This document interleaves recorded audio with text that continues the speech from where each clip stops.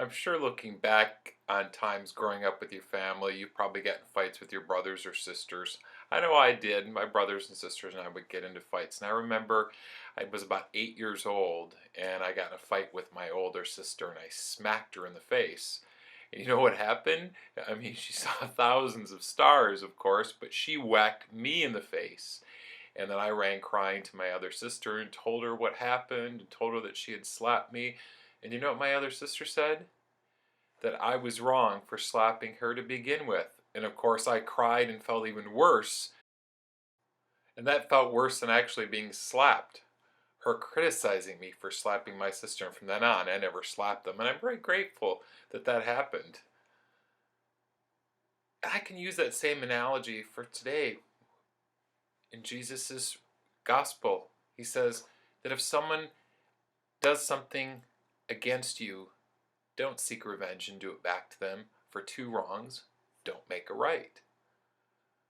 And looking back when I was younger, I would get so easily agitated. For example, if I was driving and somebody was right on my tail, making me crazy, when they would pass me, I would just let loose on them and get all angry. And then I realized later on to just pull over and let them go and be much more peaceful about it and even say a prayer for them. And then I would be at peace about it.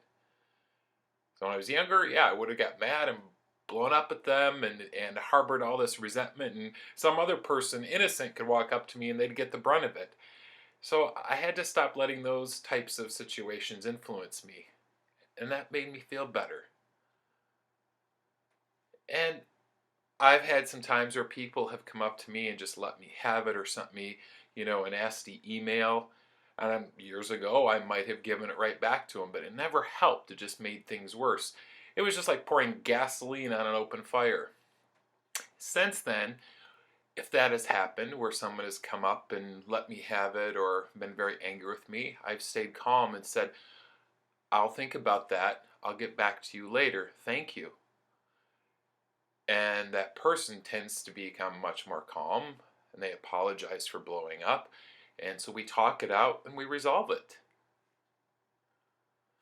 Oh, and by the way, I mentioned apologies.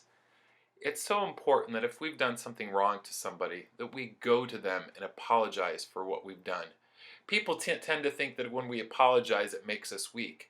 But it's the opposite. If we can admit our mistakes and apologize for it, I look at that as being courageous and something to be applauded. Really, our apologies really help us heal much faster. And I've seen so many families with problems, or people have problems at work or even at church, and they refuse to apologize to each other, and it causes such issues.